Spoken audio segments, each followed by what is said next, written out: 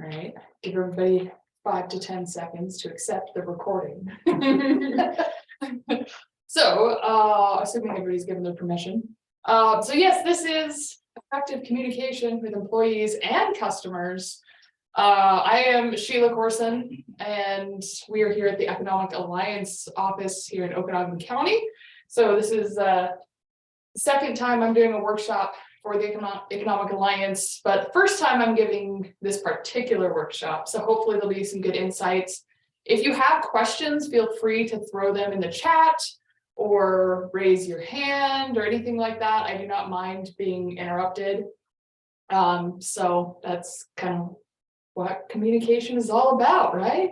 Two-way, back and forth, communication, conversation. So anyways, feel free to jump in or something, and hopefully I'll be paying attention enough. If anybody notices and I don't, which is highly possible, just let me know. So we'll get started tonight. There were some handouts here in the office. There's some hard copy, but if you haven't already received an email with the handouts, that should be coming to you after this. This is being recorded, as you know, but it will be posted to the YouTube channel for Economic Alliance. So if you want to access it later, share it with somebody else who you think might be helpful, just go ahead and do that. So let's jump into this. All right. I am Sheila Corson. I am born and raised Okanagan County. You're right there. So I did get through. Well, this is my best one, I think personally. I mean, it's kind of a warning to people that I am a little bit weird. But you know, weird is good. I got my associate's degree here from Wenatchee Valley College in OMAC, and that's where I'm now teaching as a professor in their communications department. So a lot of my information tonight is actually going to come from the interpersonal communications class that I teach. Some of it's going to come from when I was getting my bachelor's degree from Multnomah University in journalism. That's in Portland, Oregon. And I spent 5 years as a reporter here at the Chronicle, spent 4 years as an investigator here in Okanagan County for the Public Defender's Office. And I've got 8 years in public relations, either for OMAC School District or currently Okanagan County Public Utility District. And the last year is when I earned my master's degree from Purdue University, boiler up, in communications. No, I've never just seen one of their sports games. Sorry, not really a good alumna in that sense. It was a fully online program. But one of the classes I took was also persuasion or persuasive communications. And so we're going to use some of those concepts in our discussion this evening as well. So that's a little bit about me. Next up, yeah, I'm gonna adjust this. Actually, if I can get it to be, that doesn't want to. We're gonna go this way then. Okay, we're gonna gallery, we're gonna do this, we're gonna do this, show small, okay. Well, I'm just gonna have to keep moving this thing around a little bit. All right, that's, you know, I didn't pre-plan, clearly. All right, so our agenda tonight, we're gonna talk about two main ideas, and the two handouts are surrounding these two concepts here. So number one, we're going to talk about building loyalty. So when we're talking about relationships with loyal customers or loyal employees, how do we build those? And we're going to talk about a bunch of different concepts. A lot of this is from that persuasion class I was talking about, but also a lot of different concepts from interpersonal communications, things like that. So although the law of reciprocity may mean nothing to you right now, it will shortly. So those are the items we're going to cover there. But then we're also going to talk about handling conflict, because quite frankly, conflict is inevitable, especially if you're in a professional communications field. But if you're ever dealing with customer service, if you're ever dealing with HR, conflict's going to happen. If you ever deal with people, period, conflict is going to happen. So sometimes it's simple situations, sometimes more complex. And so we'll talk about how we can find solutions instead of just butting heads with people. So those are the items we're going to talk about tonight. And so the question becomes, Why am I talking about both customers and employees? Ooh, that's actually better set up there. Why am I talking about both customers and employees? Well, if you own a business or you work at a business or anything like that, one of the things you're going to learn, if you haven't already, is that the concepts apply no matter the relationship for communication. But also the biggest thing is your employees are your greatest ambassadors to your customers. If you don't have the internal culture, it's real hard to have a great external influence or anything like that. So those two are always going to go hand in hand. So I'm going to try to jump back and forth between customer and employee, different scenarios and how they tie in together. We'll kind of work on some things together tonight, but I am talking about both, and keep that in mind the entire time, right? Because we're going to deal with conflict with both as well all the time. So first, the question we're going to deal with is loyalty. And the question all of your customers and employees are going to ask is, why should I be loyal to my company or to this company, this place that I've purchased items? Why should I be loyal to them, right? For customers, it's not going to be just about a quality product, believe it or not. And it's not going to be just because you're the only option, because eventually there will be other options, right? That's not going to be a loyalty. For employees, let me emphasize this heavily right now. A paycheck is not enough to build loyalty. A paycheck is legally required of you. So just to say, well, I pay them well, that's not going to cut it. That's not going to cut it. We're talking about beyond legal requirements when we're talking about building loyalty. But what's interesting is we all have these, they call them fixed action patterns or mental shortcuts. Okay, so this is psychology. We're jumping into psychology of communications here. We follow these sequences of behavior, and this is especially seen in nature, in response to interactions with people. We're instinctively programmed to respond certain ways to certain things. A lot of the times we're thinking about in nature, these fixed action patterns, you may be thinking about the mating rituals or some of them, or maternal instincts of like the mother hen with her chicks, things like that, where if something happens, automatically you see animals behave a certain way. Well, we're, not chickens, we're a little bit higher up the food chain than that, but we still have these instinctive programs in our brains and psychologically built in. And so because of that, we can use some certain strategies to work into that. Now, here's your warning. And you may have already started to hear this coming. People use these fixed action patterns and these instinctive programs for profiteering, for manipulating, for duping people. Some people abuse these principles, and then I'm going to tell you tonight that how these work and what they're doing, whether they realize or not. So when you learn these kinds of patterns, you can also avoid the pitfalls of other people's persuasive strategies. So keep that in the back of your head too. And you can find out how to use them to serve good purposes and build healthy relationships. We do use a lot of these things without realizing the patterns, but keep in mind those who manipulate or try to profiteer or whatever by these, it does end up hurting them in the end. Some people don't do it for nefarious purposes. We'll talk about a few examples of people who have used these quite effectively, and people just built good relationships actually because people were making an effort. Not all relationships are high maintenance, but all relationships require some maintenance. That means customers, that means employees. So let's talk about good ways to do that. My favorite, because I like to say the word reciprocity or reciprocation, whichever you want. You're repaying a favor. Okay, we even are synonymous with the term thank you is the phrase I'm much obliged or I owe you one. That concept is something that is built into us psychologically and instinctively. It's actually a huge way we build relationships. It's a big way we show that we care for people, and it can drive us absolutely nuts if other people don't do it, if we're not able to reciprocate. If somebody sends us a birthday gift, we automatically think, oh, I didn't get them something for their birthday, or I need to get them something for their birthday, right?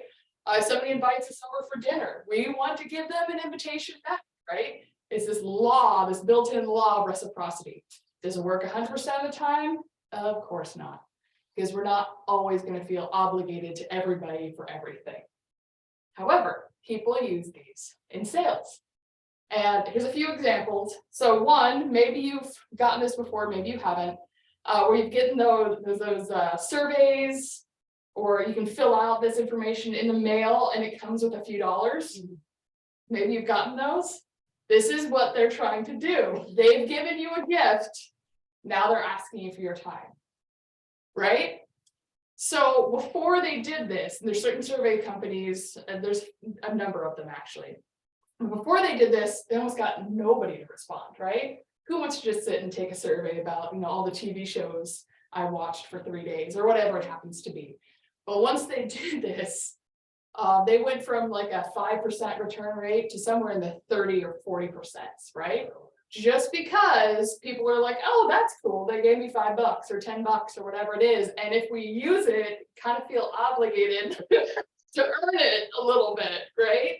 So even though, again, it didn't work 100% of the time, massively increased their numbers. There's another one. This is an example that this particular book I used for my persuasion class talked about, where somebody was selling raffle tickets for some nonprofit organization thing. So it was already a pretty cool cause, so a lot of people would be behind it. So he was selling some tickets. But what he started doing instead was when he'd walk around, and it was on a college campus, and when he'd walk around, he actually started grabbing sodas. And so he'd hand out sodas to people in the room first. And then they'd have a conversation, and then he'd ask them if they'd purchase raffle tickets. Well, not only did he get more sales after giving them a 50-cent soda, but people bought more tickets. So the number of people who bought tickets increased, and the number of tickets those people purchased increased. So for a small investment, a little gift, I mean, he was top raffle ticket salesman. That's just the way it went. This is the way we do it in Girl Scouts, is with free samples. All right. A lot of the time, this is what free samples is all about. It's not only we think you're really going to enjoy this, and that's part of it, obviously, but it's I just gave you something and you ate it and you liked it and you're going to walk away. Right? No, a law of reciprocity says you're going to buy a box, right? And another kind of example is, and this works both in sales, but also with employees, is the idea of telling your friends, right? So you have a good experience and you like this shop, or you have a great employer or something like that, and you ask them, hey, can you go share about your experiences? Well, people often do. And even if it's not an immediate sale or a next good employee that comes immediately, there can still be that building of that relationship. People are now telling their friends about you or recommending your sales or whatever, and it can build that loyalty over time. So the idea of people repaying you by words rather than maybe just sales is also a thing to consider. So then we go into the dark side of reciprocity, obviously. And I just want to remind everybody, you don't actually owe anybody for a gift or service necessarily, unless you sign a contract. But some will try to obligate you to unequal, unethical, even illegal things, right? So number one, let's never purposely try to obligate other people's necessarily. And number two, let's never feel totally obligated because somebody gave us something, right? So that's the dark side of reciprocity. That's the thing to watch out for, because people will use this. And again, not everybody realizes they're doing it, but that's exactly the instinct they're trying to dig into for the dark side. So the idea, instead of, ooh, if I do this, I obligate somebody, this is a natural relationship response. But if I am the first person to give, then I'm going to hopefully build a relationship where they give back, and then I return and they return, and we keep going back and forth. And that's how a lot of friendships actually start, is you do some favor for each other, you fill some need or something like that. and you go back and forth. But the concept for sales or for customer relationships, whatever it is that you start it. You start the reciprocation. You start with a gift, and the gift isn't always going to come back. But when it does, it actually is more likely to then keep going, right? It starts a cycle. So reciprocity, it's a big one. So keep that in mind. Then there's this one. This is the fun one. The principle of liking. Just liking somebody, okay? Or being somebody who other people can like. You can't make everybody like you, but people need people. Even though they need products and even though they like certain companies, usually it's because of a personal experience or because of a way a company makes them feel. They like them.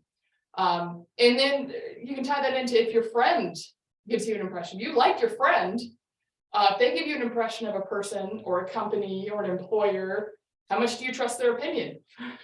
If you like them and they do or do not like another company, that means something. And if you like the employees or the owners of a company, you shop there. They're your friend, you've been going there forever, you have good experience. If you do not like the people there, it probably doesn't matter how great their product is. You don't shop there. If you don't like the person, sometimes it doesn't matter what the job is, you're not going to work there, right? It goes back to it's more than a paycheck, right? So being likable. So here's one of the strangest studies. So this guy was known as the greatest car salesman. And it's interesting because he did one thing in particular for all of his customers. And, you know, we think of car salesmen as people who make things up. This guy basically did one main thing, though, is that he always told his customers that he liked them. Okay? Because there's a reciprocation of liking as well. This is a double whammy kind of effect. Is he would tell them, he would have conversations with them, I really like you. You should come back. We should hang out. Next time you need a car, come on by. And he would check in and send cards to his customers every year and just basically write, I like you, on all of his cards. Sold more cars than anybody in all of history ever. And that was his main strategy, was he was likable and he told other people that he liked them. And the reciprocation of liking was enough for him to have quite a career. Now here's another thing. Liking sometimes overcomes logic. So if you like somebody, you generally have faith in them. If you like somebody, you're going to believe them maybe over some rumor. Or you're going to say, oh gosh, that's unfortunate that this happened, or, you know, they must have had a bad day or something, but you're much more likely to take the facts with a grain of salt. If you like somebody, you might have faith in them. And the feelings that people bring can't really be overcome with a logical argument. You may have noticed that in society today. In fact, the best thing to overcome strong feelings is equally strong feelings, right? So if I have some issue, there's some product line of mine that goes bad, or I have a terrible day and I say something mean to my employee, if we already have a situation which we like each other, I have good relationships with my customers, I have good relationships with my employees, even though I clearly did something wrong or something went bad, people are much more likely to take that fact and forgive because they like me, because I've been kind to them before, because we have a relationship together, because their feelings for me already are here, and this bad thing happened, but it's not going to kill everything else. And that's kind of the same idea why home sales parties work so well. There are certain companies out there who only do home sales, like things like Avon or certain cleaning products, things like that, is because you like the person. You might like the product too, but any one of these companies, they don't change their model because people are buying, I don't want to say it too weird, they're not just buying the product. They're in a sense buying the relationship, right? They're investing in the relationship, not just the item. And if you are somebody who has a lot of friends, You can be very successful on these, some people call them side hustles or whatever, because people like you, and you're a likable person. It's a relationship, it's a friendship. But why is this the case? When I say liking, what do I mean? There's a lot of different things that can lead into whether or not somebody likes you. Okay, so there is the physical attractiveness portion, but it's not just your pretty face. I know. Even things, I mean, that is part of it. For some of us, we don't start with that. But even things like your style, even things like a nice smell or scent, if you're always wearing a particularly nice lavender or something or other, any of these physical traits that connect people. How I can be a really loud person because I'm a little bit hard of hearing. So sometimes even things that's a physical response, right? Your volume. If you're super quiet, if you're super loud, you may be not quite as likable. But maybe if you are dynamic and out there, then maybe you are likable. Maybe if you have a cool sounding voice, you might be more likable. It's all these kinds of physical things, but it's not just those. There's also the idea of similarities. And sometimes this is where the car salesmen come in, is, if you're both single moms, suddenly there's a connection. If you both drive just a Ford, we're only Ford people, right? There's a connection. If you're a Seahawks fan, there's a connection, those similarities. And so sometimes salesmen get the rap for, oh, you got a kid in college? I've got a kid in college. You love Chevys? Me too. It's my personal favorite, right? And they change just for that purpose. But there's actually a connection.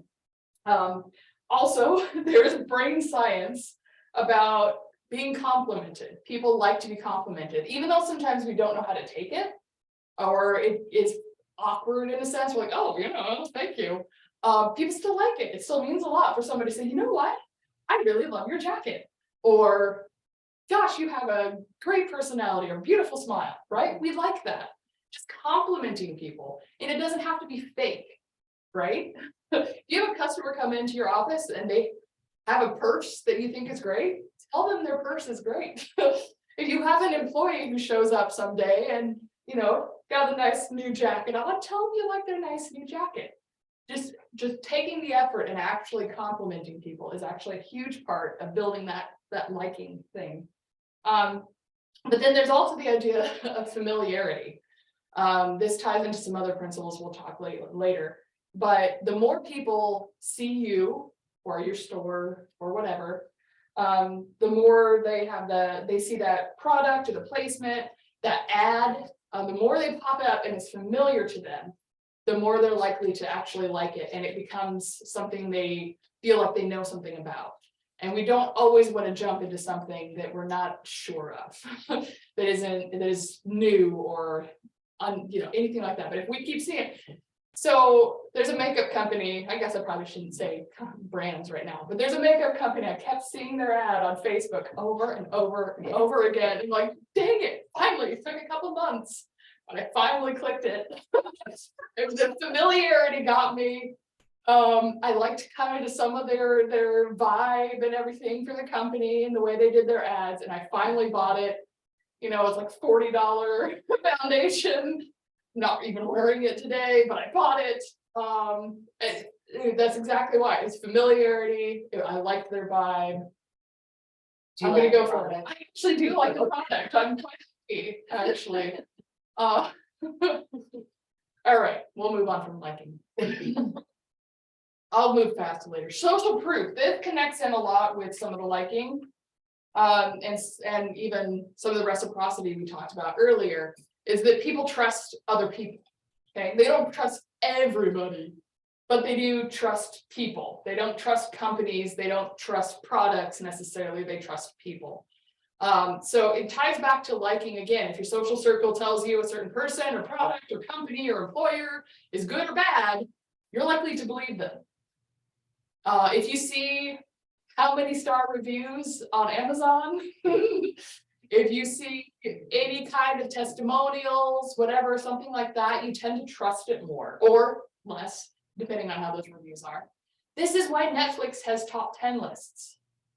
Everybody's watching this show. This is the most popular show on Netflix today. This is why they do it, social proof. Social proof. Everybody else thinks it's awesome, so should you. Of course, not everybody clicks and watches, but this is a way, in fact, I'm pretty sure that a lot of streaming services will put things on the top 10 they want you to watch, whether or not it actually is top 10, just for social proof.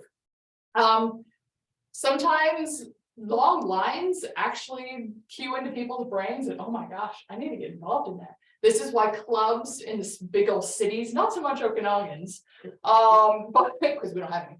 But this is why clubs will have bouncers and they only let so many people in. It's not because the club is full, it's because they want people to think the club is full.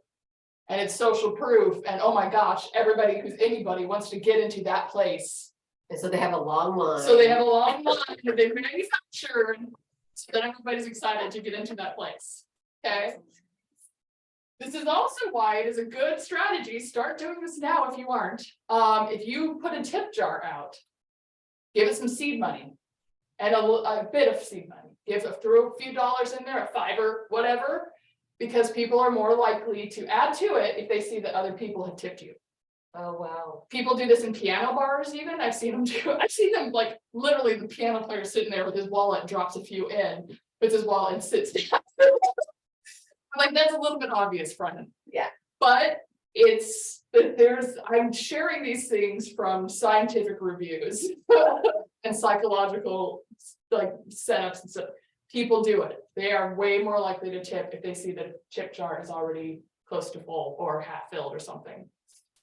And social proof is another reason why we get all of those commercials about 9 out of 10 doctors recommend XYZ product.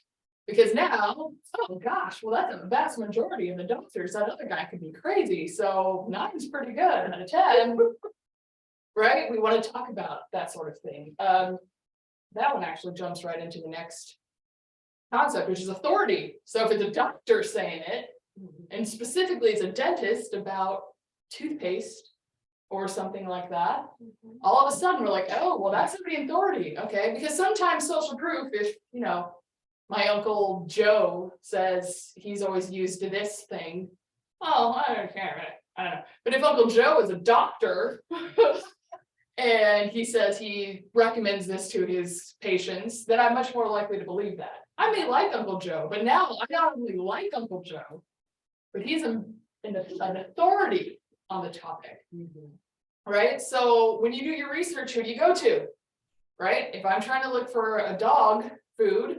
and my friend says, oh, I really like this food, my dog's healthier now. Okay, that's good. That's some social proof. That's some liking because that's my friend.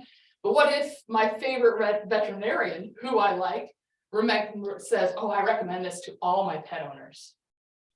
Well, that's an even bigger step to me, right? That's an even higher impact.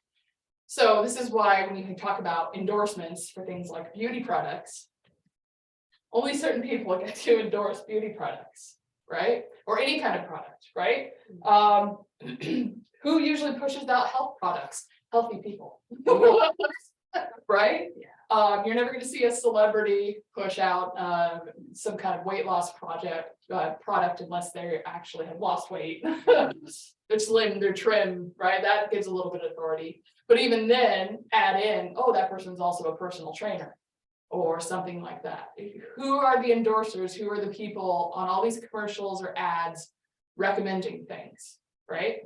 And here's the thing, the authority also works for employees in the sense that if I've worked there and I say, that's a terrible employer, guess what? I have authority. I know, I'm an expert. I worked there, right? So there's that 9 out of 10 doctors thing again. So maybe I might say, oh gosh, maybe I don't want to work for that place, but I know somebody else who's worked there. If I hear that 2 or 3 times, the same thing, terrible employer, all of a sudden that authority ratchet, that social proof ratchet has just gone up, right? And so here's a little bit of a dark side of the authority thing. You may have seen this in society as well. They call it captainism. And it's kind of a sad thing in the sense that sometimes if you have somebody that you consider the expert, the authority in a situation, you will literally go down with the plane before you say anything to challenge their authority because they're the expert. And this is a thing in a lot of plane accidents, actually, when they listen to the tape back. It's that even the co-captain will say, hey, is something wrong with whatever the situation is? The captain says, oh no, I wouldn't worry about that. And because the captain says something, no one else on the crew says anything. They go with what the captain says. And he literally crashes the plane. And this has happened many times on ships, on planes, whatever the situation is, because people don't, they don't consider somebody who's an expert or a great authority figure as somebody who is likely to be wrong. And 9 out of 10 times, might be right. But you gotta accept some humanity there. The people can be wrong. So if you know something is wrong, I don't care if they're an authority, I don't care if they're the captain, say something. But this is why a lot of politicians talk about proven records, what they've done in the past. I've had X number of years and I know about this and I served in this agency, all this kind of stuff is because when we say, oh, that makes them an expert. That means they know about this thing. I'm much more likely, yeah, to hire or elect them. So sometimes our trust in people trumps our logic. So that's the dark side of it. The good thing is we can actually have a good product or a good company or be a great employer. And then we can ask other people to tell their friends or ask certain people to endorse our stuff because it's true. And so it's good. So if you are trying to push forth a product or hire for somebody, maybe it's a great idea to pull somebody in who would be considered an expert or an authority figure to recommend, right? This is a great idea because then that's also potentially a relationship because maybe it's a friend of theirs or someone that they like who's also putting the information out as an authority figure, right? You can put a lot of these things together. So it's an opportunity, but also be aware of the dark side. All right, consistency. We are who we say we are. It's interesting that when we actually tell someone or write down a commitment to someone, we're far more likely to actually follow through. There's a bunch of social experiments that have been on this, and that's a huge difference is made. It's again not 100%. None of these things are 100%. People will always do this, but it's amazing. This is one of the reasons why politicians are criticized if they ever change their mind. They're now wishy-washy. We can't rely on them, right? Even if it's like, well, I learned more. I talked to some more people. I did some research and, I came to a new conclusion. Nope, we don't care. You are consistent. It freaks us out, okay? This is why a lot of politicians will never change their mind because they fear inconsistency and how society doesn't respond well to inconsistency. However, there are a lot of people who use a foot in the door technique. So if I come to you and I say, I'm selling Girl Scout cookies, I wouldn't because girls sell Girl Scout cookies, not adults. But if I was selling Girl Scout cookies and I came to you and say, hey, I've got 1 box of Thin Mints left, it's $5. Oh, I can do $5, right? Once you've sold though, maybe I was like, you know what, you love Thin Mints so much, you could save them, you could freeze them. I actually just realized I have a case of Thin Mints in my car. And once I've got a foot in the door, people are way more likely to then step up. So if they come to my store and all they buy is a stupid sticker, that's a foot in the door. It means they've now bought something in my store. For employees, it's a little bit more complicated in the foot in the door technique, but this is a lot of sales, right? So now you've bought something, now we're going to give you suggestions for other items, right? We're gonna sign you up. Oh, you like that? Well, here's this, right? It's the foot in the door technique. It's the idea of you said you like the things in my store, or you like this kind of clothing, or you like these shoes, and to be consistent, then here's another item that you would like, or here's more of that item, or whatever it is. it builds on itself, right? And most of the time, we will, in a sense, do it because, oh yeah, we bought the first thing. And yeah, we do like those things. You're right. I did just buy this. I did just buy this sweater. I do like it. So yeah, I definitely would like other things by this designer or whatever. The foot in the door, just those small little things that'll step it up. This is a big reason why in some companies they have their employees sign some sort of contract or what do they usually call it? It's like it's principles or something. You sign something saying these. We do this with schools with like how we're going to use the computers and we're not going to use these wrong. Like all the kids have to sign their agreements. Yeah, their agreement things like agreement for use or something like that. Yeah. We do these kinds of things, not again, because they're 100%, but people are way more likely if they actually say, I'm going to do this, to actually follow through. And there was an actual social experiment that did this on a beach. So they had a bunch of people around, but they had a subject stay there, leave, I think it was a backpack. Yeah, it's a backpack full of stuff. And so the person just got up to go to the water, just would get up, go to the water and watch and see what happened. They had a fake thief come over, grab the backpack and run. And people would watch somebody steal this backpack over and over and over again. Every once in a while, somebody would say, hey, stop, that's not yours, right? Mm-hmm. But most of the time, people let them get away with it. They switched it, same beach, different people, different day, did the same experiment, but before that person got up and left, said, hey, could you watch my backpack for me? Just running down the beach real quick. And when he did that, guess what happened? When that person said, oh yeah, I'll watch your stuff. Almost every single person then yelled, chased, did something when that thief came along. Because now they had said they would help. So they consistently did that. I'm the kind of person who watches somebody's stuff. I said I would. I'm going to watch their stuff. Almost every single person did something when that fake thief came. And this is the idea. This is a social experiment. When we say we're going to do something, we usually do it. And people sometimes use this in other ways, and in good ways or bad ways. But if I say that I'm an environmentalist, right? Well, then somebody hears that and says, oh, you are. Well, then you're probably interested in joining this tree planting group I've started. Oh yeah, probably. That seems inconsistent. That seems consistent with my beliefs. So I'm probably more likely. So if I say, oh, I love music, I'm told, well, you probably would like to see tickets to this concert. And so we play off, hey, if you like this, then we've got a deal for you. Right? And this plays all the time. So, oh, I do like that. So maybe I'll look into it.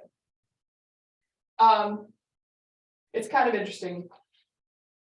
With employees, it's a little bit different in the sense that, and this is the same actually with students at schools, and you probably talked about this every once in a while, especially with teachers, is a lot of the times what you tell people they are is often what they will do anyways. So if you go to your employees and you're always like, you are always late, you're not reliable, you say that type of stuff, guess what? That's exactly what they're going to be. Because they begin to believe it and they are who they say they are, so they are always late and they're unreliable. However, if you go to your employees and instead say, you know what, you're really great at this particular thing, and almost every employee has something they're good at. Mm-hmm. So focus on the good.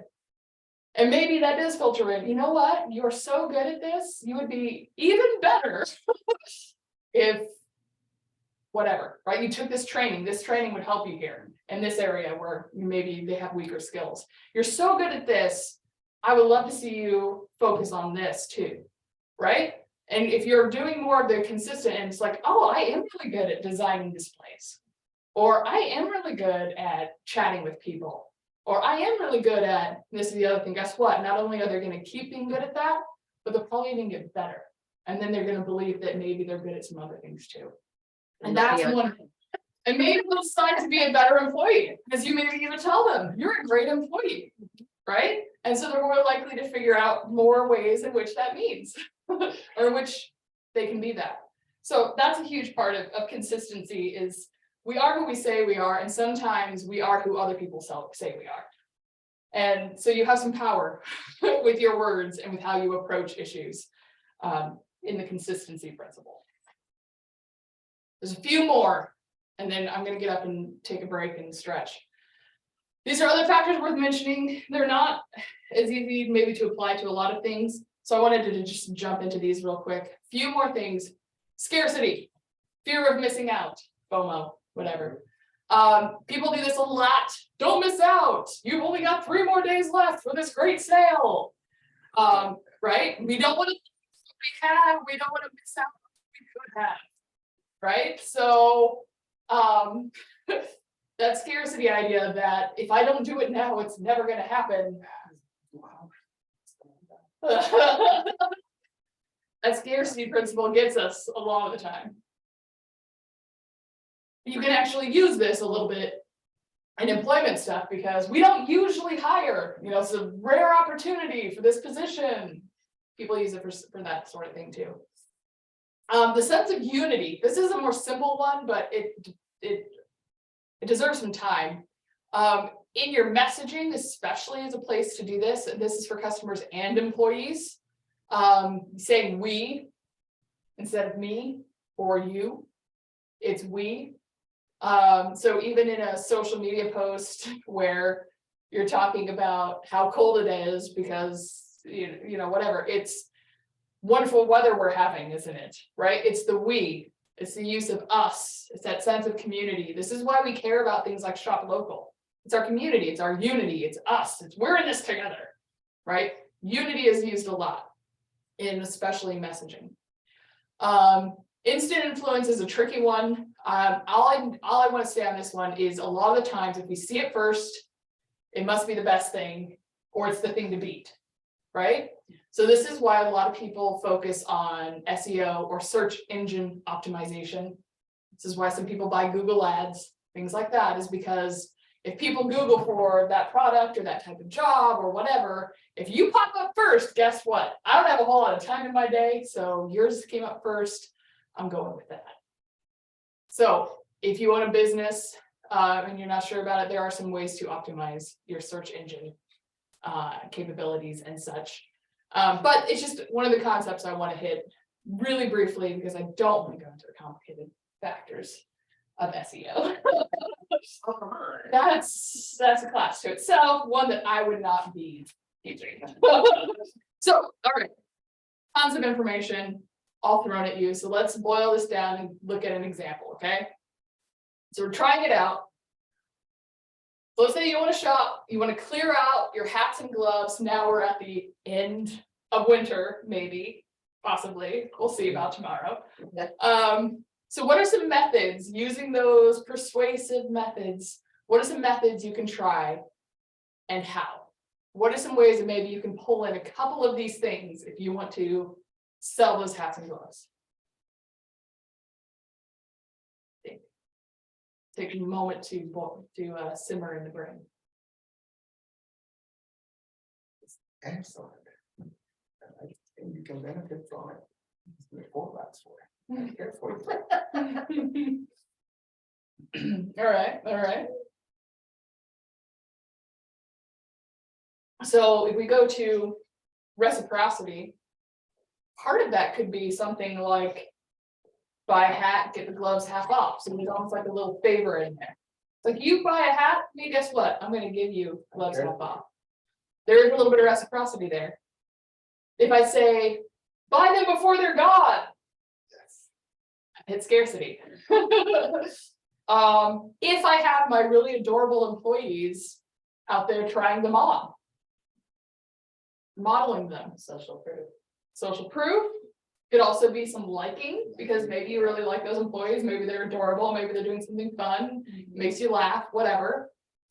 There's some liking, social proof. So yeah, maybe I put this post up on, all of my social media and on my website, whatever, however I do sales. But I have a photo of one of my cute employees all bundled up, and says our coldest employee loves these, and we're almost out. Yeah. Winter might be ending, but you can get stocked up for the next time around, which might be next week anyway. Yeah. Right? That's true. So now I've got all kinds of stuff. I've got social proof, I've got liking, I've got a little bit of authority because it's our coldest employee. I've got all this kind of stuff, scarcity, right? I'm building up a few different things that's gonna help me kind of pop this in and really hit people's brains multiple times, right? They're laughing like, oh, that's true. Oh, she's funny. This is cute, whatever. It's gonna jog their brains rather than just seeing that picture of hat and gloves come across the screen saying on sale now, Yeah. right? So it's upping the game a little bit and using actual science, okay? So here's another one.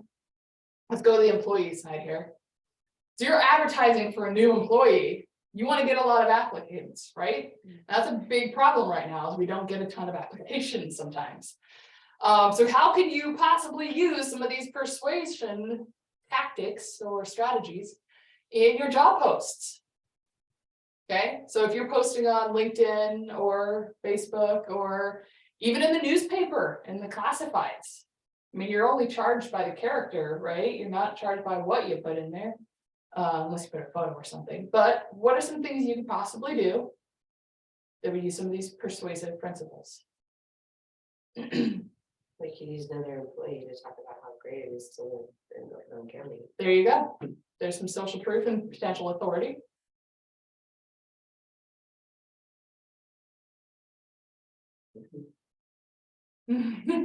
Could be opportunity of a lifetime. That could be a little bit of the scarcity type of thing.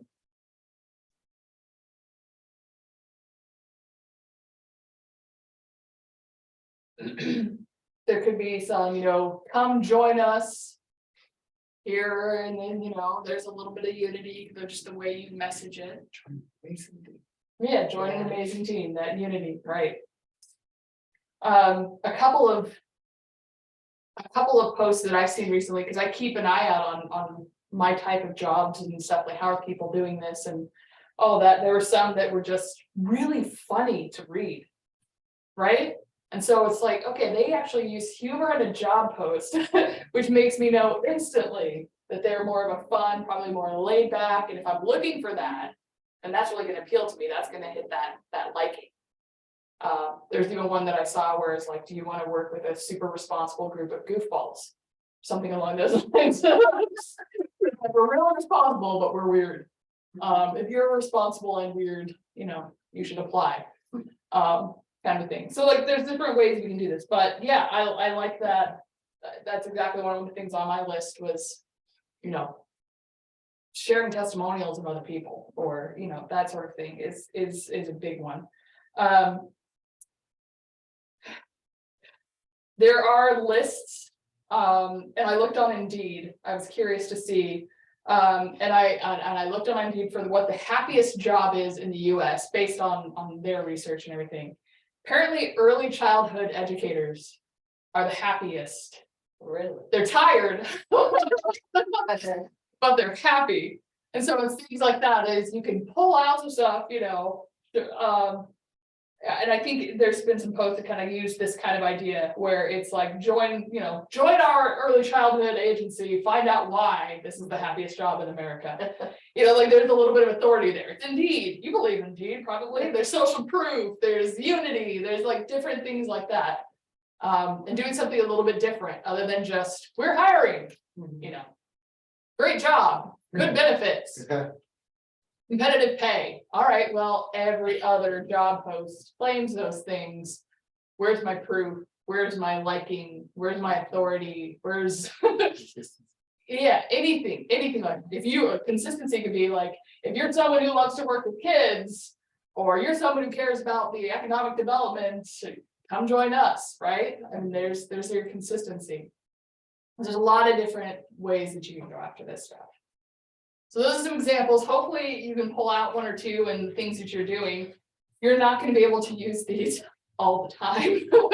Every single thing that you do, right? There's a lot of concepts that we went over here. But these are all potentially good ones. Some of them are easier to do than others, depending on what you're doing, but all of these are great ways to build relationships with your customers and your employees, because we are literally programmed to respond to these types of things. Again, nothing is ever 100%, and let's not try to be manipulative, but relationships require maintenance, they require effort, and these are some things that are built into us to help us do those types of things, to build relationships, and to start building loyalty thereby. So that is the end of the first section. Let's stretch, let the information download. Take a breather, stretch out for a second. How much time we got? We got time. That was about an hour. Because we're gonna get into conflict next. Dun, dun, dun. Get my cherry Pepsi. One more swig. And we'll be good to go. All right, and you will get the first handout is probably backwards and you can't see it anyways because it's so small. But the first handout is basically this screen with a little bit more information, and so that if you are going to post something, or if you are going to do some kind of ad or a job posting or anything like that, you can kind of look it over and be like, all right, what can I do for this? For some examples, oh, that's right. Okay, this is a great way I can do that. So be willing to use those. Reciprocity, it's doing a favor, getting a favor back, potentially. Liking, it's really just more about being human. We may not consider ourselves or think, oh yeah, I'm super likable, but everybody is likable because we're people and we like people. So the more you can be a little bit personal, a little bit maybe humorous, a little bit whatever, that adds in. Social proof, I mean, any kind of testimonials, any kind of reviews, any kind of things like that. And again, that goes with authority in the sense that if it's an expert or someone people expect to know, using that. Consistency is, again, if people say they're going to do something, they're more likely to. If you are saying somebody is something, or they say they are something, they're usually going to stick with that. Scarcity, the fear of missing out is a thing. You can use that sometimes. Unity is important, and it's especially important if you actually mean it. Like, we're a great team, well, be a good team actually, because people will know if you're not actually. And then instant influence, again, people often hold the first thing they see or the first experience they have in high esteem. So try to make sure those early interactions or those searchables or whatever it is have a good impact. All right. Conflict. So what I mean by conflict isn't necessarily a knockdown, drag out fight. That is obviously a conflict. But here's my definition. This comes from the textbook I teach out of. It is an expressed struggle between two interdependent people with perceived incompatible goals, resources, or interference attempting to achieve specific goals. So in a sense, you got two people. For some reason, there's something that they depend on each other for, or there's some way they're affecting each other. And from their understanding, from their perspectives, the other person is getting in the way. Okay, so you want something, they want something, and it's not going right. We're not both going to get what we need, but we can't necessarily avoid this. Maybe we can, but there's something going on. There's some struggle, there's some activity, behavior, whatever it is. Okay. And it can be any level. So it may not be something that you want to fight over. It may not be something that's even obvious to both people. In fact, you may have no idea that somebody has a conflict with you, but something may have happened. And then you decide your response. But here we'll talk about types of conflict before we get into responses, because not all conflicts are misunderstandings, but some of them are. And they're really a pseudo conflict in the sense that it's really just a misunderstanding. So I say something maybe, and the way I said it or the words I use, I didn't mean it, but it offended you or it upset you, and I have no idea, right? And so you could choose to be mad and walk away, and I don't like that person, I never want to. Or you can just be like, is this what you meant? Or did you realize this is what this means? Or actually that kind of bothered me, and you tell me, and I say, oh my gosh, I'm so sorry. I didn't understand that. I won't do that again, right? And that was a misunderstanding. The other person asked for clarity or checked in and said, here's what my perception is. And then immediately it was done. We're good. We're fine. Okay. It was a misunderstanding. It wasn't meant to happen. Now, if you go into simple, this is where we're going to spend a lot of our time, hopefully. Is you literally have different positions on the issue, or there's something that's not matching up. And so if it's a simple kind of conflict, really what you have to do is find what you do agree on, follow the facts, get those facts together, not necessarily opinions or what you think is going on here, and generate the options for solutions. So most conflicts can be brought into the simple conflict category, but a lot of them jump into the ego. They get to a point where they. It's a part. Yes. This is where we don't want to be, but it's where a lot of us default. Because it's personal now. It's all about it being personal. And instead of it being a problem to solve, it's now a battle to win. Right? And in the end, no one can actually win. And so the only way to actually win an ego conflict is to somehow get it back in the simple category. So walk away. And that may be something you need, is both people might need to walk away. Maybe one person needs to walk away. Maybe you need to say, I can't deal with this right now. And you do need to take some time, right? Sometimes it's not always an option, especially if you've got an irate customer in your shop, right? Or you've got an employee who's, bawling their eyes out, or, like sometimes you don't always have that opportunity. If you do, take the break if you need it. So much easier. But the idea is over here, it's where it's personal. It's about the person being the problem. Over here, it's the problem is the problem. Right? This is where you're talking about the facts, what you agree on. What are some actual options to solve this problem? Not you're a jerk or you have the worst customer service ever, or you're an idiot, right? This is the ego thing. It's personal, it's always personal. And because somebody can't magically transform into another person in 3 seconds, you don't win ego. Yeah, you might have a customer come in mad and they feel like they won because they got a refund, but something in that relationship just broke, right? Potentially. So if you go there. So if you can get it to the simple category, this is where we want to live. Even if the other person is still in ego, if we can try to get it on simple on our side, we'll be much better off.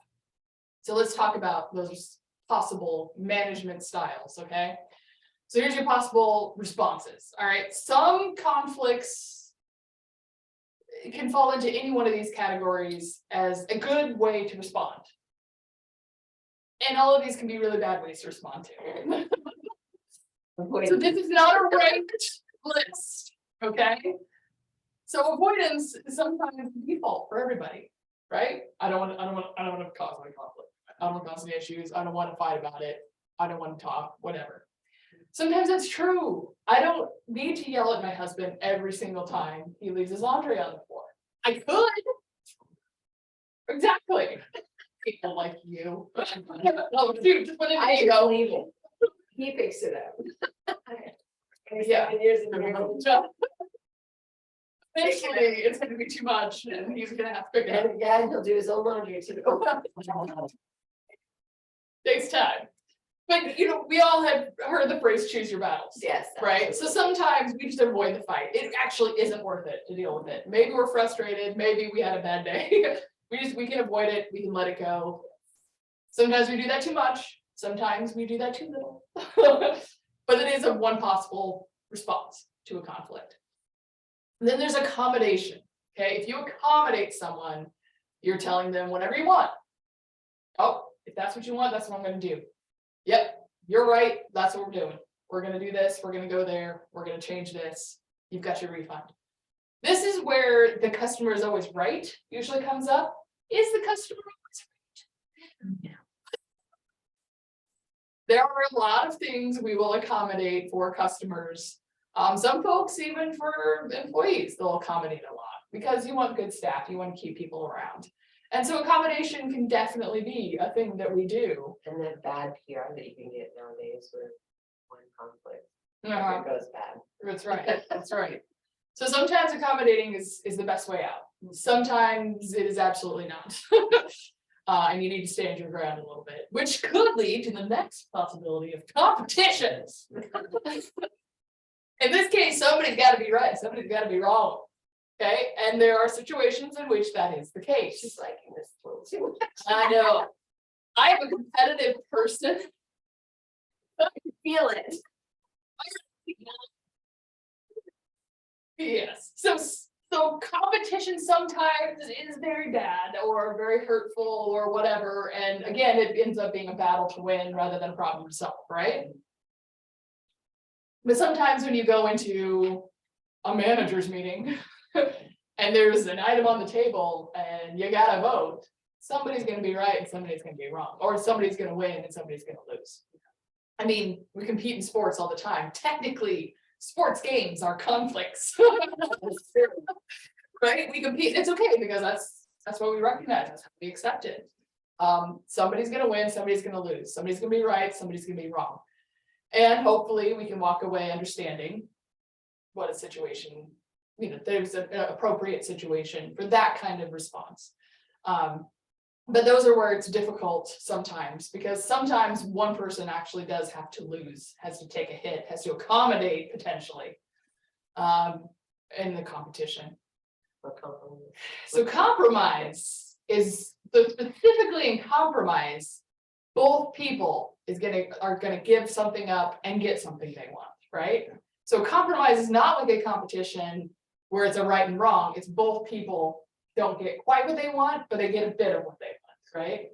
So it's like, we're choosing paint colors for the house, all right? I wanna go green, he wants to go blue, we go teal, it's a blue-green, That's more of a compromise, right? Or maybe it's, where we're gonna go out to eat tonight, or what we're gonna, there's a lot of compromises we actually do throughout life.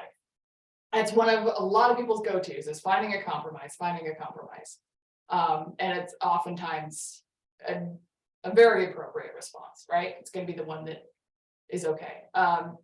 Collaboration is a little bit different because sometimes I think we're thinking compromise and collaboration can be the same thing, but collaboration is really, there's some problem that needs to be solved.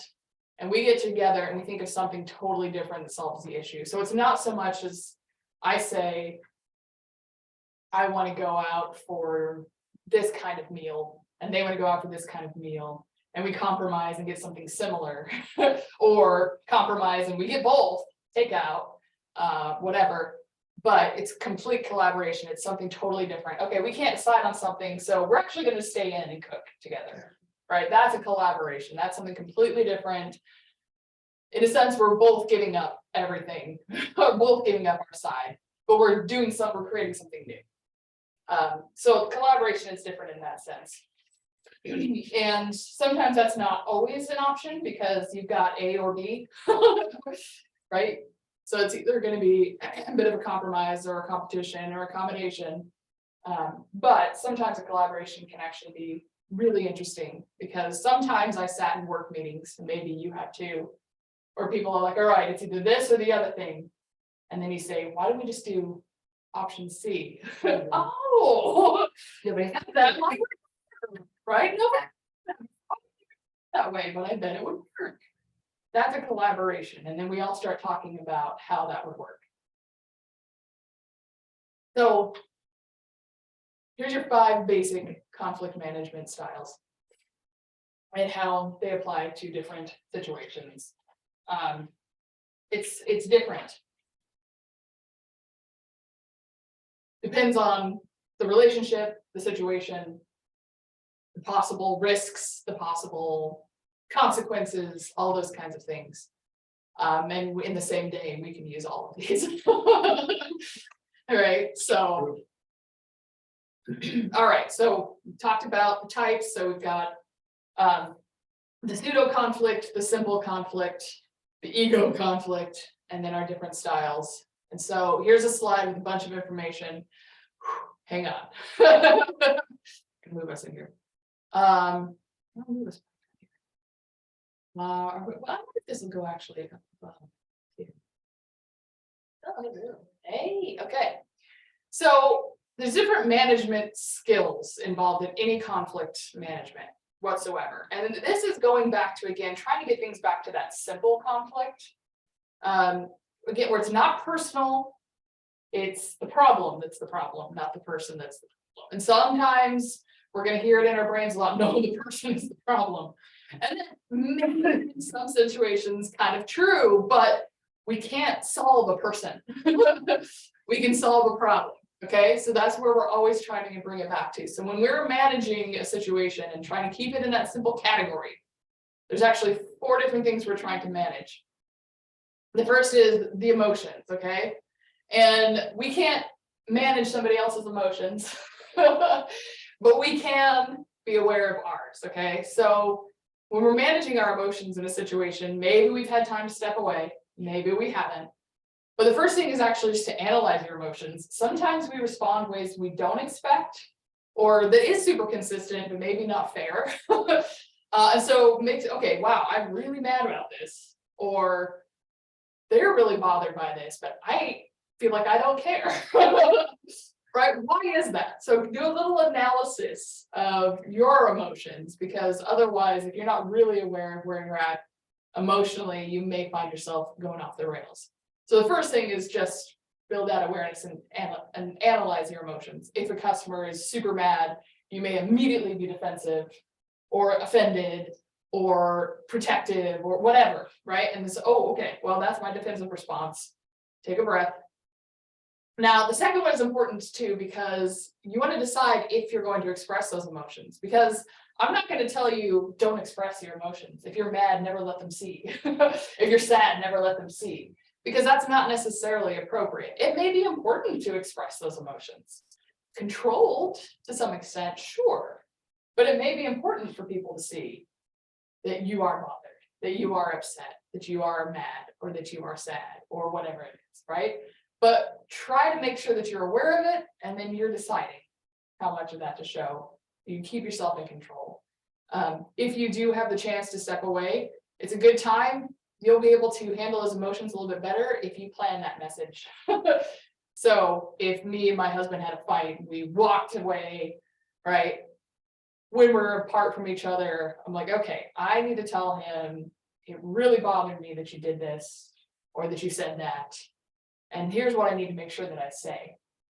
Right? And then it'll go into these other things. But it is good to try to plan your message. Breathe. I'm not going to tell you the count to 10 thing, that people talk about before losing your temper.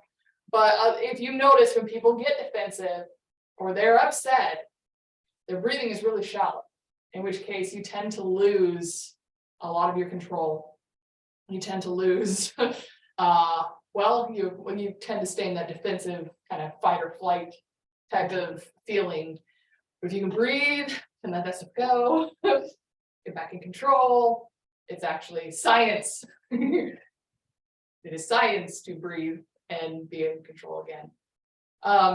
One of the big things we talk about in my communication class is the nonverbal communication, right? Because you can say whatever you want to say, but if your face is saying something else, they're not going to believe the words in your mouth, right? So if a customer comes in angry and says, I demand a refund, you say, I really care about how you feel right now. They don't believe you. Right? There's so much sarcasm. There was tone and there was expression. You folks on Zoom probably missed on that, but watch the nonverbal. again, try to plan some of that out. Like, okay, I'm not gonna go to them with, my arms crossed and my head down, my eyes staring at them, right? Like, I gotta watch my nonverbals. Okay, how am I approaching this? Okay. And this goes back again to that not making it personal. We're not attacking that person, even if they are a jerk. Generally doesn't help solve a conflict to tell them they're a jerk. There may be a circumstance with a good friend of yours. But in general, most conflicts, if you go on the attack, it's not really going to go well for the relationship. You may win the ego battle, but you probably won't win the relationship battle. So avoid attacks. This last one that you can't see very well because of this thing says to watch the self-talk. Okay. So there's two parts of that, because there's some self-talk to avoid and some self-talk to do. So during this conflict, this conversation, the situation, whatever it is, some of it is I'm going to be downloading that information and I'm okay, they're really upset. Okay, they mentioned this was a problem and I'm going to take notes in my head. But why the self-talk that I want to be careful of is sometimes if somebody's saying this, we're saying, God, this person's or I cannot handle this right now. I'm so mad. I'm just going to blow my top. Right. So watch how you're talking to yourself in your head. Because again, if we're consistent and you say, I am going to blow my top, and this person is an idiot, that's all we're going to think of. And we're probably going to do the thing that we're afraid we're going to do or something like that. So watch that self-talk. Like, okay, instead it's okay, I can handle this. This person's upset. They're probably having a bad day. I'm going to try to steer this around. This could turn into a good situation. This is an opportunity for me. This is the kind of self-talk you want to be watching and doing. So be careful of that self-talk. I tend to more, debrief after. If you need to clear some stuff out of your brain and vent some thoughts, go for it. But try to avoid that during the situation. So we're managing emotions. All right. We're also managing info. Okay. So just like the simple conflict said, what you need to do is share the facts. Talk about the situation, what really happened or what was said, whatever that is. Describe the event, okay? So if somebody comes in and says, I can't believe this employee was this and they did this and this product was this, or your employee comes in and says, I'm so upset because the schedule is wrong, so-and-so did this and my coworkers, okay, whatever it is, actually describe the event. Okay, so what you're saying is this happened, then this, right? And so you actually get the facts together. And it's important that when I say facts, not what we inferred from the situation. So, for example, if my laptop is not where it's supposed to be at my house, there are several things I can infer from this. I can infer that it was kicked off the table by my husband when he rolled out of bed. I can infer that one of my kids took it after I told them not to. I can infer that it was stolen. There's all kinds of things I can guess. All I actually know fact-wise is that my laptop isn't where I'm pretty sure I left it or where it usually is, right? So I'm going to describe the event. I'm not going to immediately, I will probably, but I'll regret it, immediately storm into my kids' rooms and accuse them of theft. Generally not a good idea. But I might go in there and say, hey guys, I noticed my laptop isn't where it is, or where it usually is. Have you seen it? Did either one of you use it? Whatever. It's legit to ask, but describe the actual event, the actual facts, not infer things, okay? This is one of our big issues today, probably because of the social media rumor mill, where XYZ building was closed. Well, I heard this. Oh, did you hear that? Oh my gosh, now XYZ building is closed because of some horrible scandal, when really they were just closed because an employee had a family emergency or something. Like, no, what are the actual facts? What do we know? It's closed. The note on the window said, sorry, we have to close early tonight. Like, that's what you actually know. Describe the actual event. What is the actual conflict? What is the actual issue? Describe the event. and make sure you take turns talking. So I may be the one approaching it and say, hey, I had this issue yesterday, this happened, this was a problem. And then I give you a chance to share your description of the event or how you perceived it or how you understood it. This isn't going to be me blazing into your office and saying, you need to change right now, and then leaving. That's not conflict management, that's an attack over here, okay? So we're taking turns. I'm gonna give the other person a chance to share, okay? If they're initiating the conflict or the situation, then I'm gonna expect that I'm gonna be able to share, or I may even have to say, can I interject here? Can I say something really quick? Whatever, but make sure that both or all the people in the situation get a turn. Another concept that can help and avoid it sounding like the attack is using I statements. So I don't say, you were so mean to me yesterday. I say, I felt offended, or I think I misunderstood you, or I use the I statements, not you, because then all of a sudden it sounds like an accusation, it feels like an attack, right? So I really didn't like this, or I really didn't appreciate it, or I would really love it if you could. Right? I'm using I statements. So I'm talking about me instead of attacking or accusing. Okay. I make my students in interpersonal communications do switch some stuff. So I give them a you statement or have them share one and say, oh, switch it to an I statement. Because it's actually pretty easy most of the time. It's a huge, huge difference. There's a lot of listening skills to use, okay? So if I am listening to a customer complain or an employee complain or whatever the situation may be, there's a lot of listening skills I can use. There's an entire chapter on it in the textbook I have, but a lot of those are things like eye contact or confirmations, or things like even saying, that does sound really frustrating, right? Or just acknowledging how they feel and giving them that validity. And even repeating back, oh, so this happened. Okay, did I hear you right when you said this?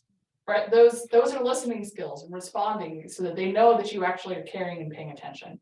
So use those skills. And constantly, as you're getting this info in, check those perceptions, whether you're actually making assumptions about something, or sometimes it's a personal perception of that person. Maybe it's something that I experienced before, or this is my first thought. And so it may just be that they're having a bad day and they're not usually a jerk who comes in kicking in the door, right? Like, what are my perceptions? Okay, well, I realize this is a bad first impression, but this may not be what this person is really like, right? Check my perceptions, give myself the opportunity to maybe not quite understand things, or maybe not be totally right about the person or the situation. And, look back at what is the fact, what is the situation?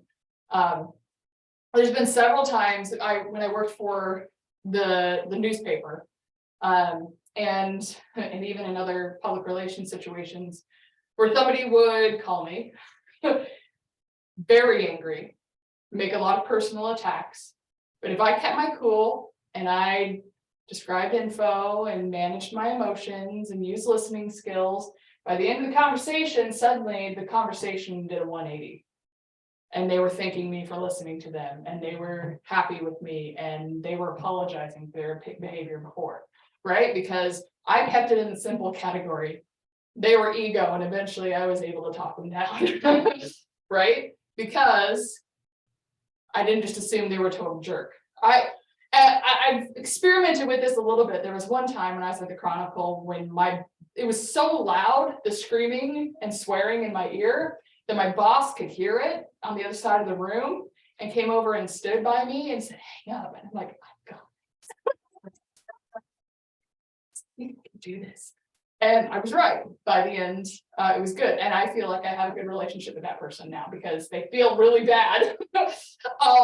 But now we've had other interactions have been healthy, and I would consider that person a really good person, really good community member. So it would be, if I had known him before that, I would have been really shocked by that interaction. Like, that would have been out of character. right? But then once I realized what the situation was and all this backstory and the emotions he had about it, all of a sudden it kind of made more sense. And so I could finally manage emotions, manage info. And then we manage goals, because somebody always wants something out of a conflict, right? So if I am a business owner and I have a customer coming in demanding a refund or demanding something, they've got a goal of that refund or whatever it is. If there's a conflict on a scheduling issue with my employee, they've got a goal. They want to get to that concert that night that they thought they requested time off for, or whatever, right? They've got a goal. And you probably have a goal too of not losing money in your business by constantly giving refunds to jerks, right? And you probably have a goal of making sure your staff are there when they sign up for times, and like, you've got goals. So make sure that they state their goal. Okay, what do you need from me, right? What are you trying to get out of the situation? What's going to make this work for you? All this kind of thing. Get them to state their goal somehow. Listen to it. And state your goal, right? So, all right, so you want to get to the concert Friday night. You thought you'd put in for it, but you didn't. Obviously, I need somebody to cover that night. I can't just close the shop so you can go to a concert, right? So what's the common goal, right? What's a common goal? Well, obviously, we both want the business to be successful. Obviously, we both want you could have great experiences. So how do we manage the problem, right? This is where I'm not going to my employee and saying, well, this is terribly unreliable. You're not a great employee anyways, or I can't believe you made a stupid mistake, right? I'm separating people from the problem in the sense that I'm not making it personal, ego. They're the problem. It's the problem that's the problem. Okay. This is true of a lot of different things, whether it's a political discussion in conflict, whether it's, politics and religion, we're not supposed to talk about. A lot of these are about separating people from the problem. We can't have discussions with people that are really heated because they become about the people instead of the issue. Right. And this is where a lot of our problems stop right here, and where we don't find resolution is because we can't get past it. We can't get past just seeing it as people being the problem. But almost always, we have shared interests, right? That's a really cool concert. You should totally be able to go to that. But we don't want my business to fail on a Friday night when I'm expecting really great, whatever the situation is, right?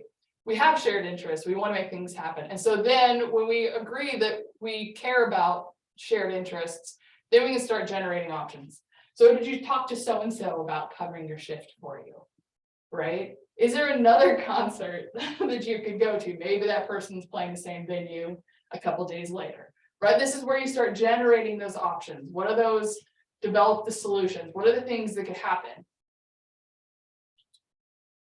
In a lot of situations too, the next point is developing solutions that save face for both people involved. So if this is especially in I would say employee-employer situation a little bit, but you don't always want to feel like you caved. And then all your employees are like, oh my gosh, they just walked right over the top of her, right? But then you don't want the other person to look like, oh, you caved, or, you're a total jerk because you demanded this. I can't believe that, right? You want to find something where both of you can walk away proud of the solution you came to, right? You want to save face for everybody. So the customer, if they come in a rage, if they get nothing out of it, they're not going to feel good about that. They're going to walk away feeling like I was gypped or I was taken advantage of. But if you're like, oh, full refund and also here's a freebie, now you feel like, oh shoot, everybody who comes in now is going to hear about this and they're all going to demand a freebie, right? You want to save face for both people involved, right? Find those solutions where both people walk away and can be proud of the situation. It's not always possible, but it is possible. And then realize that sometimes conflicts are not always linear, meaning it's not always beginning, middle, end. Sometimes you go back and forth. Sometimes the same conflict comes up multiple times, like the socks. Oh my gosh, the socks all over the house. Why are there socks in the kitchen? I don't know, but they're dirty and they shouldn't be there. Somehow things get cyclical from time to time. And it's always good to then see, all right, well, let's go back to describing what's happening. Right? Let's go back to figuring out some goals and generating some options. Right? You might have to pop back through, and as the frustration mounts, you might have to analyze those emotions a little bit more and breathe a bit. Because it's happening again. Right? But that's okay. Conflict is not always one and done. It's not always easy in the sense that it has a clear start and finish. And so be prepared for that, because especially in employee relationships, if you're seeing them every day, it takes a while to build better habits or something like that, right? So it's not always linear, but you can make progress. You can make progress. And as I said, there's a lot of information. Your handout before this doesn't have all of these skills, but it does mention these headers, the emotions, the info, the goals, the problems, right? And hopefully that cues you in to remember, okay, yeah, I gotta manage my emotions, gotta manage the information, figure out what really happened, manage the goals. What do we both actually want out of the situation? And then find solutions to the problem, right? So we're handling conflicts. Again, we want to get into that simple conflict, not ego, because this is an issue or a problem to solve, not a battle to win, unless, of course, it's a sports team situation. We have those 5 different options. We can avoid the situation, the conflict. We can accommodate somebody. We can compete. We can compromise, and we can collaborate. But in the end, whatever that conflict looks like and however we deal with it, try to make sure that we manage our emotions, the information, the goals, and the problem. Because you cannot always solve the person. In fact, that's not a phrase, and it sounds weird to say, solve the person, right? It's solving problems. All right, so now we're going to do another situation and a little analysis, okay? So I've talked about this several times. A customer is coming to your store angry. In this case, it's a damaged product, okay? Now, your employee isn't managing the conflict well, and the situation is getting worse. So imagine you're the boss, you're looking over there at the counter, your employee's there, and you see the situation happening, okay? And you could hear the customer demand a refund and say they will never shop here again. Okay, so what are some options for you? All of these, by the way, again, are options to managing the situation. You can avoid it. You can just turn around and walk away. Be like, Mike, that's on my employee. It's all fine, right? I think I would accommodate, take over the situation and accommodate the customer. Especially if it was damaged product. Sure, right? So, of course, you could say, well, I don't know that we damaged it. What if you damaged it? It's an option, but again, a lot of the time in customer service, typically, especially for something that could very well be our responsibility, we're going to accommodate, right? And if our employee isn't handling it well, however that is, maybe they're really upset, maybe they're crying, maybe they don't know what to do, maybe they're saying, no, I'm not allowed to give refunds, then you can definitely step in and say, all right, here's what we're going to do. Let's accommodate. Would you like to switch that out even with an undamaged product, whatever the case is? But again, that's where you would come in and you might move into that simple conflict, because you do want to make sure, do you want a refund or do you want actually a product that works? Because I have some more on the shelf, right? So you can give them some other options to do that. You know, oh, what happened? Maybe you might even ask, what happened? You know, maybe they dropped it and it broke immediately. Maybe they picked it up a shelf and they didn't see it was broken. There's still some more information you can manage there, right? Before you step in, you're probably going to have to manage some emotions, right? Because, oh my gosh, another angry person. You have to deal with these angry people, right? But that's when you get that opportunity to manage info, find out those goals, manage the problem, right?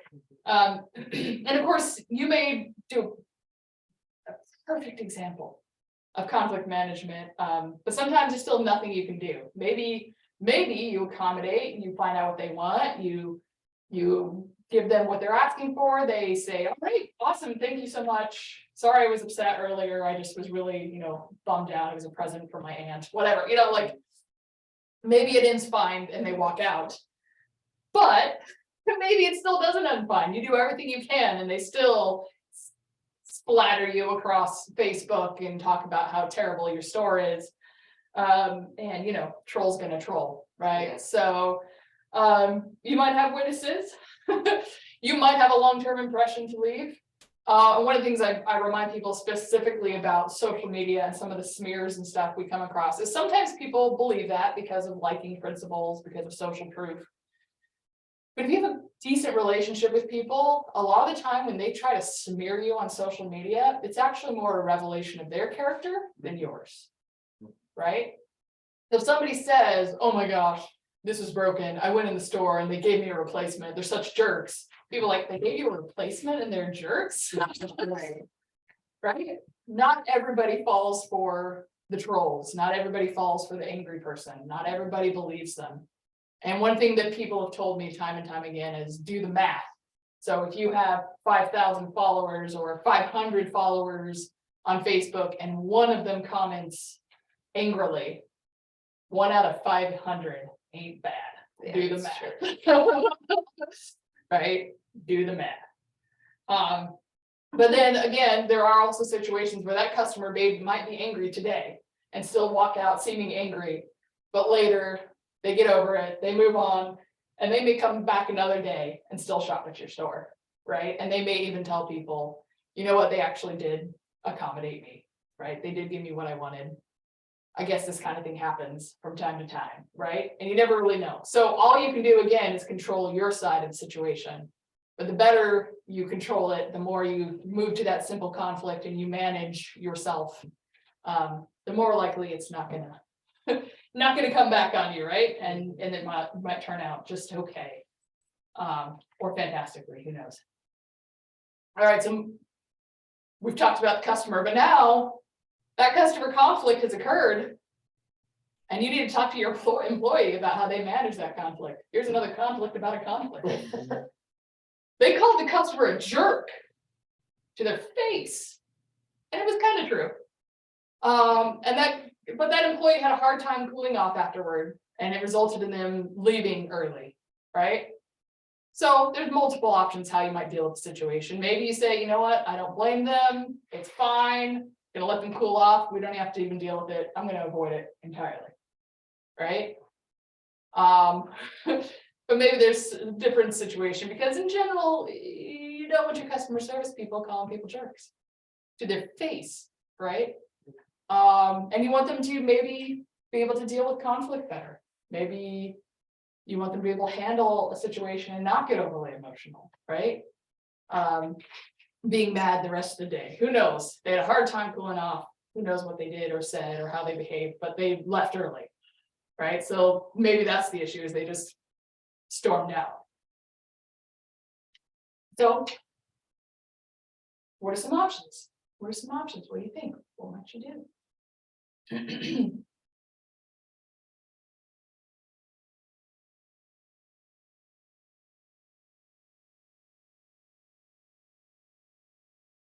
I think different examples. Accommodate is a hard example to figure out for that one, unless you are like, yes, you are 100% right. Compete actually might be something like going to that employee and saying, you cannot say this, right? Because that's a yes or no. Yeah. That's a right or wrong. You cannot call customers jerks. And that would be true, but you can also add something else. For example, in a sense, also because conflicts aren't always linear, because they're not always super simple in the sense that sometimes there's layers involved. You may have to say something like in a compete sense where you cannot call a customer jerk. But I realized in the compromise category that these conflicts are hard for you to handle. So I need to step in earlier next time. Or next time you have this kind of situation, call me in right away. And I'm in training. Yeah, and there's another option. There's another compromise or even potential collaborate type of situation where it's like, you know what? Let's give you this training. I have this maybe it's a de-escalation training, or maybe it's a conflict management, dispute resolution center, right? There may be some opportunities to help them, you recognize it and you say, this can't happen, but I understand this was difficult for you. And I want to help you figure out a better way to handle it. And these kinds of things do happen, right? Which builds a relationship with your employee. Exactly. Instead of just, you cannot do this. Yeah. The end. Here's some other solutions, right? We're finding agreements because they probably didn't enjoy that situation. You both agree that the situation did not go well, right? You can share the facts all day long, right? This is what happens. This is a problem. This is whatever. Then you generate some options that helps you both. And again, this helps you both save face. So it's not just, I handled the problem wrong. It's, I didn't do a good job, but I feel like my boss is going to back me up and help me in these situations. I'm going to go to training now so I can learn to deal with this, right? And so you're managing a lot more of those emotions, the information, the goals. Goals are huge. Now you have a goal, your employee has a goal to learn better conflict resolution. And you're talking about the problem. You're not telling the employee they're inappropriate, they're irresponsible, they're unprofessional, right? You're just saying this was a problem. This can't happen. Let's work on some other solutions, right?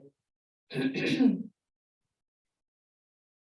maybe even whether it's training or not, maybe there's some role plays. You can run through it again. What could you have done better, right? You can start that training kind of thing.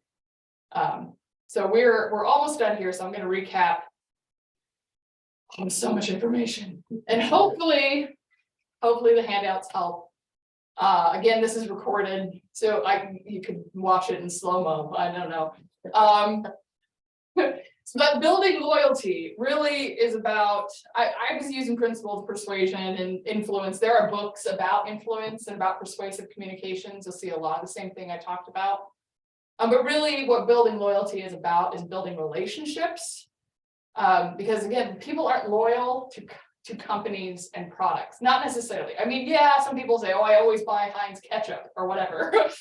But really, ultimately, most of the time, it has something to do with the relationship. It's what my mom always did, or I had this great experience. Why do I always fly Alaska Airlines? Well, there's all kinds of things that could be better about Alaska and things that are better than other airlines. But I had a personal experience with one of their people that meant the world to me. And I will always fly Alaska Airlines if I can. It was about a relationship. Right? It was about a personal experience. That's what builds loyalty. It is always personal. We talk about professional and professional employee-employer relationships, but there's always an aspect of personal in there because you never can eliminate a person from their life, their job, their situation, right? So we're talking about building loyalty is building relationships. And these principles we've talked about of reciprocity and liking and social proof, all these things are actually about building relationships. It's about giving people a reason to be loyal. It's about giving them a reason to consider you a friend or a trustworthy person or that they want to come shop at your store or work for you for a long time, right? Again, it doesn't always work 100% of the time. Sometimes your best employees move on, even though they've had a great experience. Even if that happens, they're going to recommend you to their friends and other people, right? So you still may get better employees for the future as well. Sometimes customers decide that product really didn't work for them, but they still might recommend their friends, or they might come to you for something else. There's all kinds of things that may not seem like immediate payoff, so to speak. But the relationship continues and it matters and it does help. And then when it comes to handling conflict is inevitable, but we can find solutions and solve problems rather than win battles. So again, there's various conflict types, different styles to manage them, different skills to build to make that management happen. But keep trying different solutions. There's a lot of information, obviously, that we talked about, but ultimately, you're not going to use all of these all the time. But you may say, you know what? I really like this social proof thing. I think I can use that a lot more in my advertisements or whatever. Or you know what, for my employees, I like the idea of reciprocity. Maybe I'm gonna start offering them little gifts or a discount or something. A discount is a huge part of reciprocity actually for employers. Maybe there's just little things that I can give them that's gonna keep building that relationship and making them feel like there's a give and take and a give and take instead of just a take. So maybe a few of these really stood out to you as something that you can use, and some of them again overlap, like social proof with authority or liking with social proof. Pick a couple things that works for you really well. Think of something that you can change tomorrow, probably in your messaging or your advertising. And then handling conflict. The next time it comes, maybe one of these management skills of whether it's managing emotions or goals, you're like, that's what I need to work on.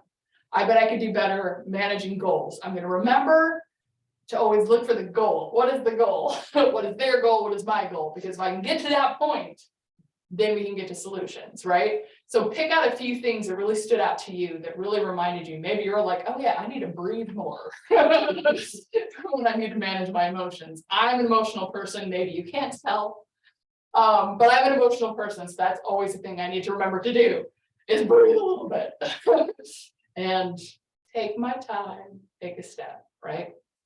So there's probably a couple things out of these that really stood out to you. That's what I'm telling you to do, not use all these things tomorrow because that's crazy. Hopefully, again, those handouts will help you. And we still have some time if anybody has any other questions or anything, but hopefully that gave you guys some inspiration and thoughts. Any questions from our people online or in person? If you want references, I have a few favorite books that I could also email out afterwards, but I feel like everybody, especially people in business, should read books on persuasive communication. There's some really good ones out there. I don't see any questions coming in the chat or hands raised. I am the kind of professor who ends class early.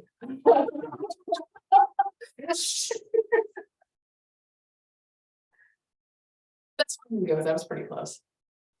If anybody does have questions or something that comes up later or scenarios they want to run with me, feel free to reach out through the Economic Alliance. Alice has my information if you have her, or Ronnie. You have my direct information actually. So do you. You're welcome, Carrie. Thank you for coming by. This, of course, is being recorded. So if you feel like there's some useful stuff that you want to look over again, run it over, share it with your friends.